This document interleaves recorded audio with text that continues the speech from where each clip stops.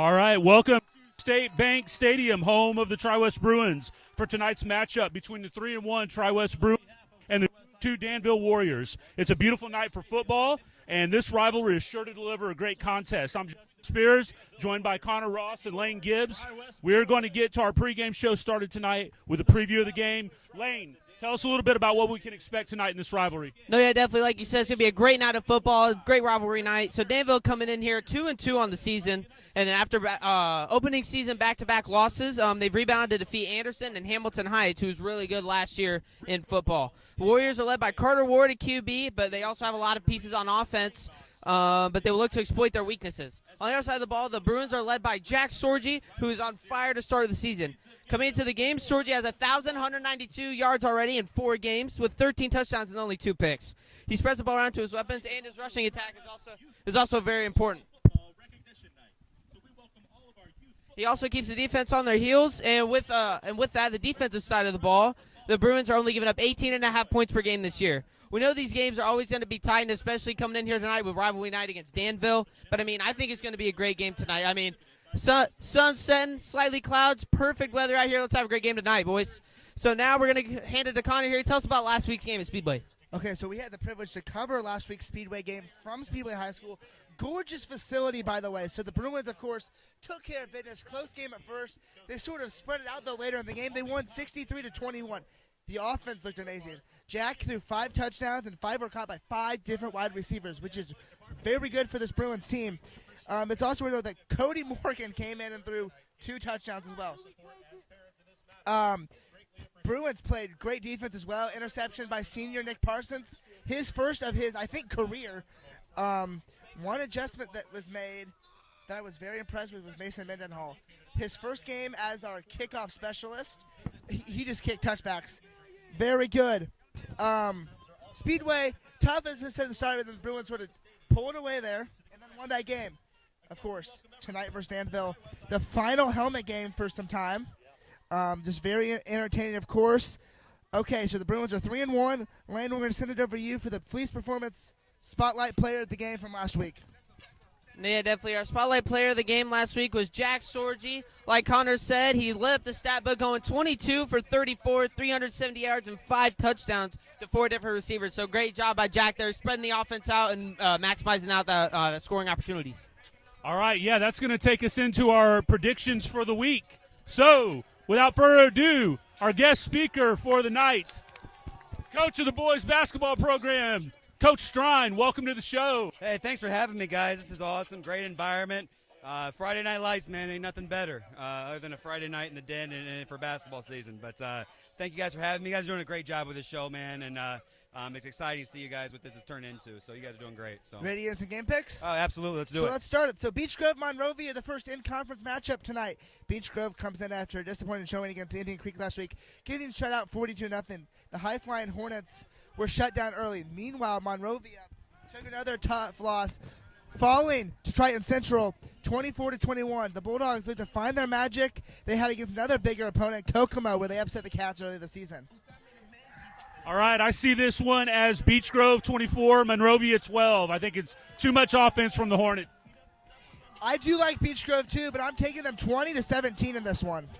I'm kind of against you guys here. I've always kind of put my eggs in the basket on Monrovia's run game, especially when we've gone against them. So I got Monrovia winning this one 17-7. I'm going to go with Monrovia 28-7. So I'm going a little bit against the grain here. I think the Fighting Barbers, I think they get it done tonight. So next game we have up for this week is Indian Creek versus LaPel. Indian Creek is 4-0 this season after riding high, and they thumped previously unbeaten Beech Grove. This week they travel up to LaPel, who's also at 4-0. The two-way Bulldogs are averaging 35.5 points per game and only giving up 8.8.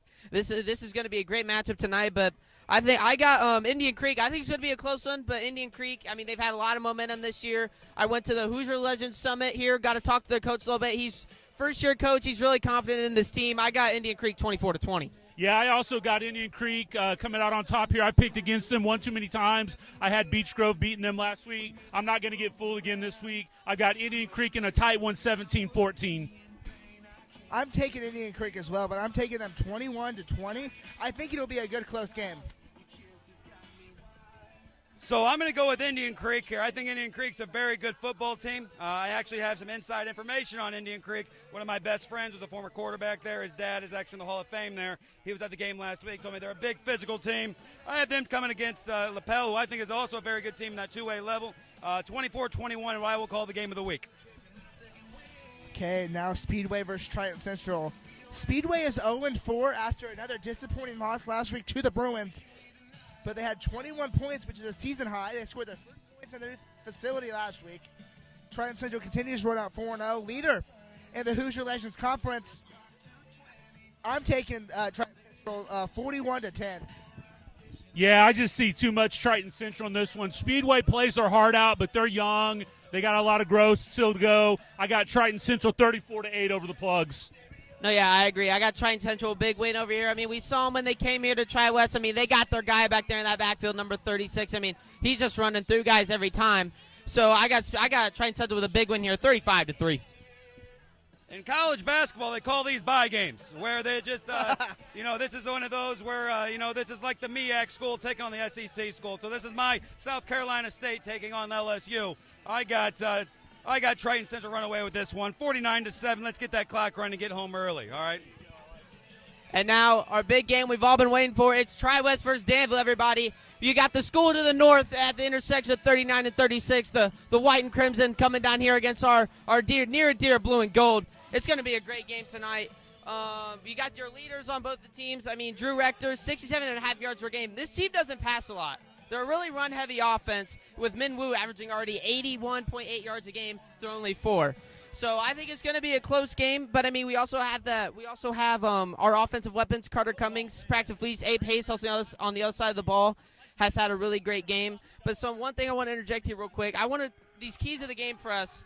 Danville, like I said, they're a very run-based team, so we need to limit them to the pass. When we get them out of the pass, they only do it when they need to. And we know our pass defense is great. We saw that against Triton Central.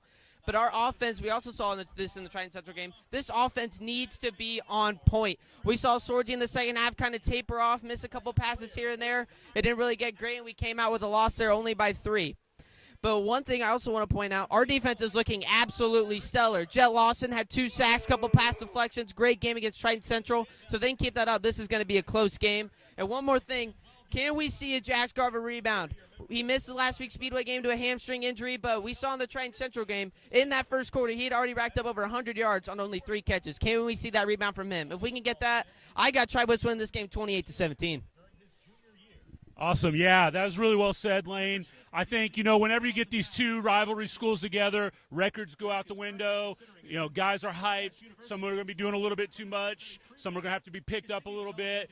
I think we have a little more of a deep team here, right, on both sides of the ball. I think that's going to be the determining factor. I got Tri-West 24, Danville 20. Okay, so I have family ties to Danville. My dad went there.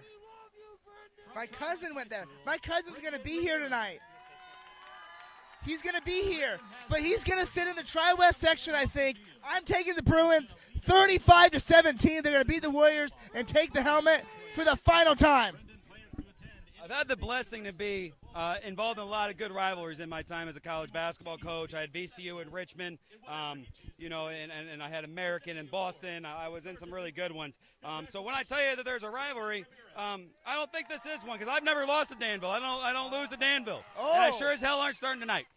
So they don't have a Jack Sorgi. They don't have a Jax Garver. They don't have a Cummings. They don't have a Fleece. They don't have a Anderson. They don't have the Bruin Den behind them. They don't have the Bruin Den behind them.